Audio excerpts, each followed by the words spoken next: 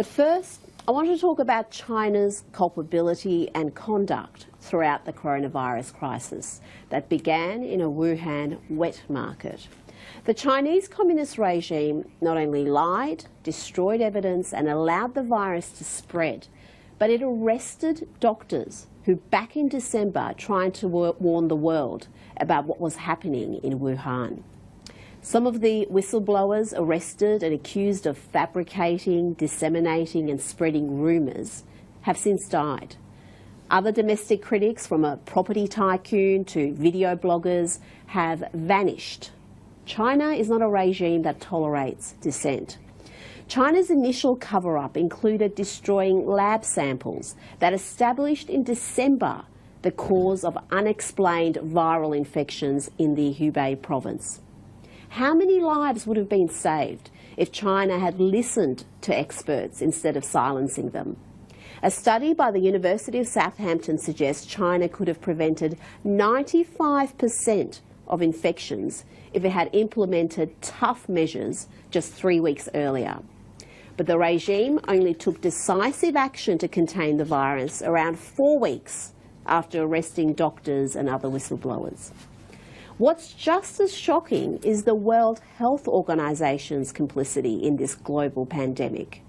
From the start, the WHO has uncritically praised China's response and pushed its preferred narratives while ignoring the regime's dishonesty and recklessness. In mid-January, the World Health Organization told the world that preliminary investigations conducted by the Chinese authorities have found no clear evidence of human-to-human transmissions. It refused to declare a pandemic until March 11, and as late as February, it was parroting China in criticising travel restrictions. Don't forget that when Scott Morrison and Donald Trump implemented travel bans against China in late January, they did so against WHO advice. In fact, the WHO chief said travel bans would unnecessarily interfere with international travel and trade and could have the effect of increasing fear and stigma with little public health benefit.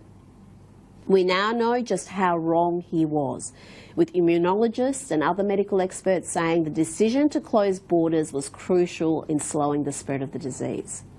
How many other countries would have closed their borders if the WHO had encouraged bans instead of condemning them? How many more would be spared loss and suffering if the WHO did its job and investigated what Taiwan authorities and whistleblower doctors working at the coalface were saying, instead of lecturing the world about not referring to the Chinese origins of the disease? The origins of the disease are important. And if we want to stop the next pandemic, we must hold China's feet to the fire and ensure they take meaningful measures to mitigate the risks of another global catastrophe. COVID-19, or Wuhan coronavirus, is not the first pandemic to originate from a Chinese wet market. SARS and bird flu also originated from wet markets, where livestock, sea life and wild exotic animals are kept in and killed in horrific conditions. We know just how hideously cruel and destructive these markets are, but they're also dangerous in spreading disease. China pledged to crack down on illegal wildlife markets after the SARS epidemic of 2002 to 2004. But it has soon relaxed enforcement of those laws. The Chinese Communist regime has, through its ineptitude, dishonesty and negligence, unleashed a virus that will leave tens of thousands dead and likely cause a global recession. We must not allow this totalitarian regime to rewrite history. China spends billions, yes, billions on its foreign propaganda efforts. And sadly, it now has much of the US media regurgitating its narratives free of charge. Let's get one thing straight. You would have to be a certifiable moron to see criticism of the Chinese government or acknowledgement of the origins of this virus as racist.